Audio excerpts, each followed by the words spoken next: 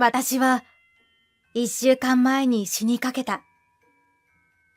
原因は飲みすぎて酔っ払った夫から深夜に嫁なら眠たくても夫を優先しろという電話をもらったから。終電を逃しても私を叩き起こせばいいと思っていた夫。嫁を奴隷と勘違いしてる。体調が悪い中、眠い目をこすり、迎えに行く途中、他の車に追突された。大怪我を負った私に夫は、家事も仕事もできない役立たずが、と言い放った。こんな体のまま、仕事と家事をしろって、アホなのと、頭の中では思っていても、大怪我を負った私が、夫に勝てるわけもなく、家から追い出された。離婚届とともに。こうして、私は一度に、家も家族も財産も、すべて失ってしまった。私の名前は、直子。夫の大輔と同い年で40代。私は小学校で先生をしていて、夫はサラリーマン。共働きで、マンション暮らしのごく普通の平凡な主婦で、生活も至って平凡である。一つ問題があるとすれば、なかなか子供が授からないことくらい。年齢も年齢だし、不妊治療をしたいと夫に相談してみたが、夫は反対だった。自然妊娠にこだわっているのだろうか。理由を聞いたことはない。まあ、二人暮らしもお互い自由気ままだし、授かり物だからと気負いせず過ごすことにしている。ある日、会社の飲み会に出かけていた夫から電話がかかってきた。深夜だというのに、とため息をついたが、雨も降っているし、酔っ払っているようだからと仕方なく迎えに行くことに。雨が降る深夜の真っ暗な道を車を走らせて信号がある交差点へ差し掛かったとき、私の意識はそこで途切れた。次に意識が戻ったときは、知らない天井が目に映った。ここはどこ？自分につながれた点滴と看護師の格好をした女性が覗き込んだところで、ここは病院だと認識した。私、どうしてここに？看護師に呼ばれた医師が、私が会話できるかを確認したところで、何があったのか説明してくれた。車同士の交通事故で、昨夜の交差点で信号無視をした車が直進する私の車に横から突っ込んできたのが原因だった。相手の車の運転手は軽傷で、その場で現行犯逮捕されたらしい。私はというと重傷で、一命は取り留めたものの、下半身が麻痺してしまった。幸い、リハビリをすれば歩けるようになるということだったが、激しい運動は難しいらしい。小学校の先生を辞めざるを得なかった。駆けつけてくれた夫には、しばらく入院することと、仕事を続けることが難しい状態になることを告げた。仕事が忙しいことや、このご時世で面会時間が短いこともあり、夫はあまり病院に見舞いに来ることはできなかったけど、その間、リハビリを頑張って日常生活を普通に送れるよう努力した。入院して3ヶ月ほどでいよいよ退院することができ、その頃には松葉杖で帰宅することができるまでに回復した。職を失い、働ける状態になかった私は、とりあえず専業主婦として家事をこなした。でも、なかなか思うように体が動かず、事故の後遺症からか体調を崩してしまい、家事がおろそかになることもしばしばあった。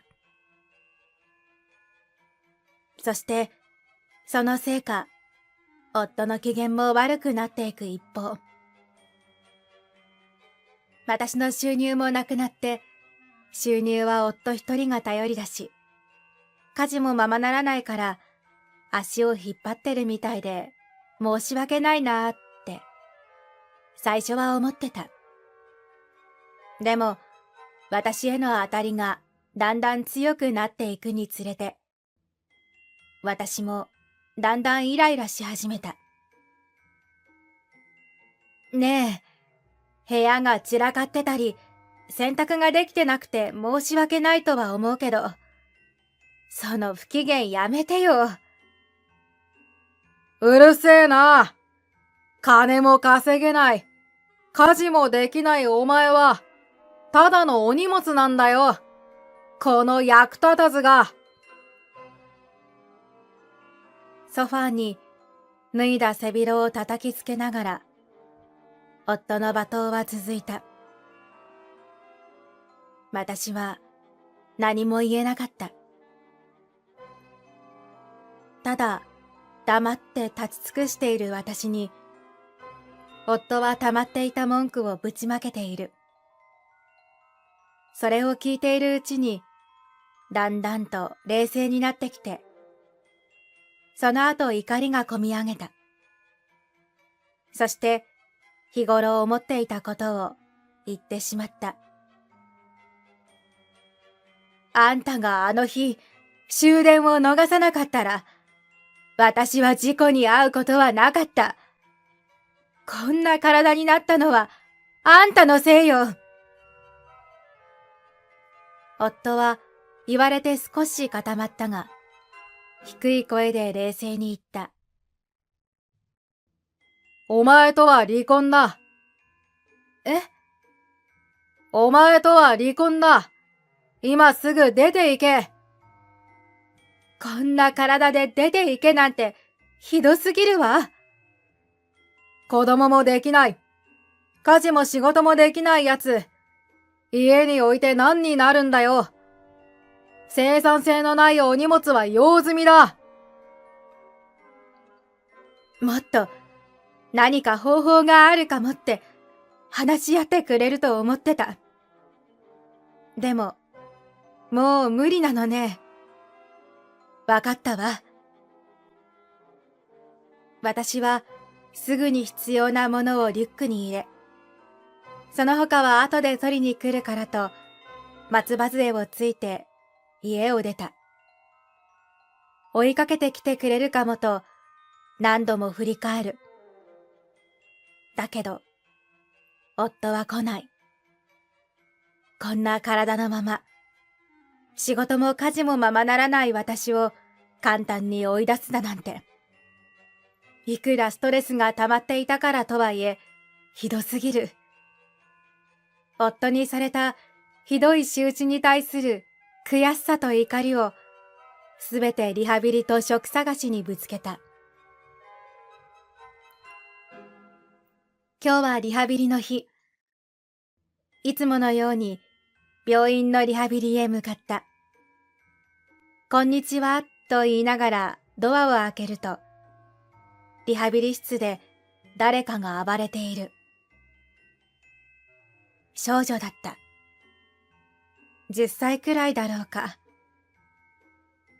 リハビリが辛すぎてしんどいんでしょうね。ママがそばにいてくれたら心強いのにね。いつも担当してくださる理学療法士さんが隣に来て教えてくれた。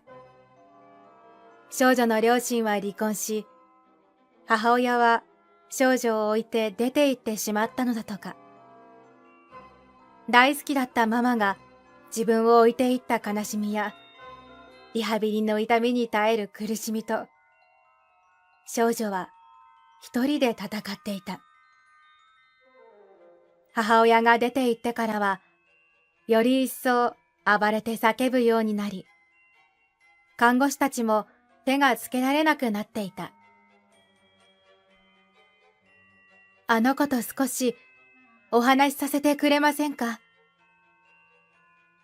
私は理学療法士さんにお願いし、少女と話す時間を作ってもらった。泣き叫ぶ少女に近づいていく。少女は近づいてくる私を見ると、叫ぶのをやめてこちらをじっと見た。こんにちは。よかったら少し私と外の空気を吸いに行かない？行かない。少女は強く首を横に振った。目には涙をためている。そっか。わかった。またお話ししようね。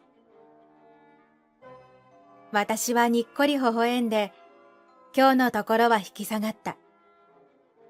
それから私のリハビリ時間を少女と同じ日にしてもらえるよう調整してもらった。それからリハビリのたびに私は少女に話しかけ続けた。最初は挨拶だけだったけど、そこから少しずつ会話をするようになって、いつしか私がリハビリ室に行くと、少女から笑って挨拶をしてくれるまでに仲良くなれた。理学療法士の方や看護師も最近は暴れなくなったと話してくれた。小学校教諭で得た知識がここで役に立つなんて。そしてある時、リハビリが終わってから、少女と二人、談話室でジュースを飲みながら話す機会があったので、聞いてみた。どうしてあの時泣いてたの？リハビリ痛かった？少女は泣いていたのを見られたことに照れくさそうにしながら、表情を暗くしていった。あのね、ママが出て行っちゃったの。舞、ママを探しに行ったら、車にひかれちゃった。ママはいないし、リハビリやりたくないして、もう頭の中ぐちゃぐちゃだったの。そう。辛いことを思い出させてごめんね。うん、大丈夫。だってお姉さんがいるもん。お姉さんって年じゃないけど、嬉しいわ。私と少女はにっこり微笑み合った。すると、そこにマイと少女の名前を呼びながら男性が近づいてきた。あ、パパだ。男性は少女を迎えに来た少女の父親だった。もしかして、直子さんですか？はい、そうですけど。やっぱり、前からいつも聞いています。辛い時、いつも励ましてくれた救世主だって。救世主だなんて、そんな。それから私たちは、少女の父が少女を迎えに来た時に話す仲になり、少女も加わって、リハビリ後は3人で談笑をするのが日課になった。私の唯一の楽しい時間。少女の父は会社を経営していること、私と同じ40代だということ、奥さんとは喧嘩が絶えず、奥さんが家を飛び出してしまったきり帰ってこず、ある時、離婚届だけが家に届いたことなどを話してくれた。そんな矢先に少女が交通事故に遭い、入院していたことも。私も自然に自分の身の上話をするようになった。私も交通事故なんです。真夜中の交差点で信号無視した車と接触してしまって。真夜中に？一体なぜそんな時間に？仕事ですか？いえ、元夫が終電を流したので迎えに行く途中だったんです。それは気の毒に。あれ、でも元夫って離婚されたんですか？ええ、まあ。ああ、話しにくいですよね。変なこと聞いてしまってすみません。捨てられたんです。え？交通事故でひどい怪我を負ってしまって。仕事も家事もできなくなって、次第に夫もイライラしてしまって、そこからこじれて。そうでしたか。まだ怪我も万全じゃないのに。それでお仕事はどうされてるんです？休職中なんです。今は貯金と失業保険でなんとかやりくりしています。なんだ。それならうちで働きませんか？え？でも松葉杖だし。デスクワークなら問題ないでしょう。リモートも可能ですし、出社時間も考慮できますよ。そんな、申し訳ないですよ。娘を元の元気な娘に戻してくれたお礼です。真面目そうな方ですし、ぜひ。ありがたいことに、私は仕事を紹介してもらい、少女の父の会社で働くことになった。リハビリの日や体調が優れない時は、リモートや有給で、出勤も通勤ラッシュと被らない時間に、電車に乗ることができる時間帯にずらしてくれた。少女の父には感謝してもしきれない。まさに救世主だった。それから数週間経ったある日、私はいつものようにリハビリに向かうため、病院の廊下を歩いていた。すると偶然、元夫にばったり出くわした。隣には何やらお腹の大きな女性が佇んでいる。うわ、お前、なんでここに？元夫は苦虫を噛んだような顔をしていった。なんでって、リハビリよ。まだ通ってるの。元夫は私がまだ松葉杖で歩いてるのを見て、鼻で笑いながら私を罵り始めた。まだ治ってなかったのかよ。役立たずは相変わらずか。隣の女性が口を開いた。この人誰？頭の悪そうな女だな。こいつ元嫁。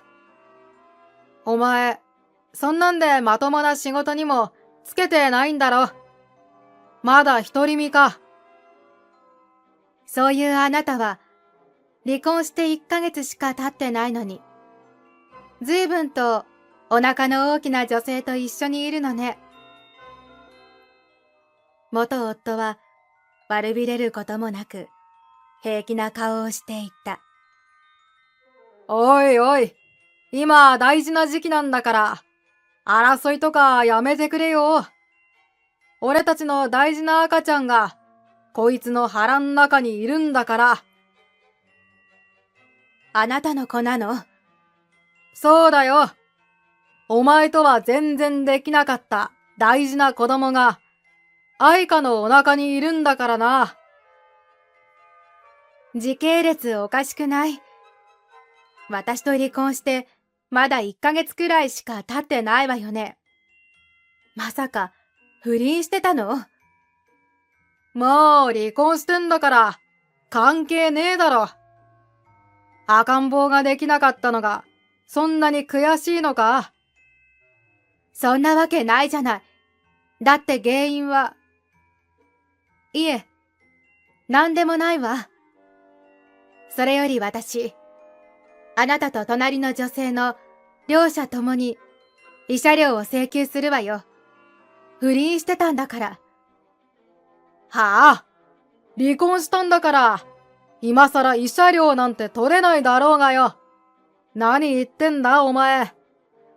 そうだよおばさん。用済みだって。いいえ。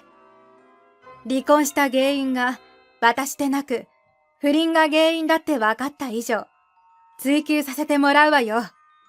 調子こいたこと言ってんじゃねえよ、ババア。元夫と不倫相手の女性が、病院の廊下で大声で私を罵倒している。そして、不倫相手が私に掴みかかろうとした、その時。何してるんですか？少女の父が、とっさに私をかばって、助けてくれた。拓也さん。なんだお前、男がいたのか。お前だって、こんな短期間で男いるなんて、浮気してたんじゃねえのかよ。違う。この人は、少女の父は、私の言葉を制して、元夫の不倫相手の手を取り、言った。いくら妊婦さんでも、松葉杖の人に暴力振るっちゃダメですよ。はい。元夫の不倫相手は、うっとりした目で、少女の父を見つめている。何やってんだ。行くぞ。元夫は、不倫相手を引っ張り、連れて去った。私は、お礼を伝えてリハビリ室へ向かい、またいつものように少女と共に三人で談笑していた。何も聞かないでいてくれた少女の父に少し惹かれ始めている自分に気がついた。数年後、私は少女と共にリハビリを頑張ったおかげで、後遺症もすっかりなくなり、健康な体を取り戻していた。今回はリハビリとは別件で、また別の病院の待合室で名前を呼ばれるのを待っていた。すると、そこに元夫の姿が。ぎょっとしていると、向こうもこちらに気づき、久しぶりだなぁと笑って近づいてきた。ちょっとやつれたような顔をしている。何かあったのだろうか。どうしてここにいるの？それはこっちのセリフだろ。前とは違う病院じゃないか。別に。もう話すことはないと、元夫に背を向け、歩き出した瞬間、腕をつかまれ引き止められた。何？お前さ、子供欲しいって言ってただろ。あいつさ、出産してから全然家事とかしてくれなくて、育児でいっぱいいっぱいだから、自分のことは自分でやってってさ、もう最悪なんだよ。それで、離婚して親権はもらうからさ、俺たち二人で育てないか？元に戻れるよ、俺たち。元夫の時間が数年前で止まり、さらには頭の中がお花畑なのに対し、顔が引きつる私。この人やばい、と思いながら、腕を振り払っていった。あなたは、女を家政婦か何かだとでも思っているのかしら？子供ばかりで家事してくれない。だったら、あなたがやるんでしょ。夫なんだから。何意味わからないこと言ってるの？いや、私が大変だった時、助けてもくれずに役立たず呼ばわりして追い出したくせに、今では奥さんにとってあなたが役立たずじゃない。私の口は止まることなく、今まで言いたかった言葉がどんどん出てくる。それにね、私再婚してるの。ちなみに出産もして子供もいるの。だから無理なの。わかった？お前妊娠できたのか？そうよ。別の病院であなたに会った時に言おうと思ったんだけど、あなたに内緒で不妊治療の相談をしに行った時に検査をしたのね。そしたら私は問題はなかった。原因はあなただったのよ。それって、それじゃあ、うちの子は誰の子なんだよ。知らないわよ。奥さんに直接聞いてみればいいじゃない。元夫はその場で不倫相手に電話した。なに？どうしたの？誰の子なんだよ。なに？誰の子なんだよ。俺の子じゃないだろう。病院の待合室にいる人たちがこちらをじろじろ見ている。看護師が走ってきて、シーッと人差し指を口に当てて注意された。私はすみませんと平謝りし、元夫の電話を待った。が、途中から待つ必要あるのかこれ、と疑問に思い、その場を立ち去った。それから私は元夫に会っていない。偶然、元夫の同僚に街で会ったとき、元夫の近況を聞いた。結局あの後、子供は元夫の子ではなかったことが発覚し、不倫相手はバレることを恐れて、子供を置いて、そのまま失踪してしまったそうだ。元夫は家事も育児も一人でこなしている状況らしい。同僚もたまに手伝いに行っているそうだが、昔のような覇気はもう跡形もないらしい。私は少女の父と少女、そして生まれた赤ちゃんと幸せに暮らしている。少女の父と出会わせてくれた少女に感謝しているし、少女とは相変わらず親子のように仲がいい。相談事もしてくれるし、家族関係は円満。今度、家族で遊園地に行く予定だ。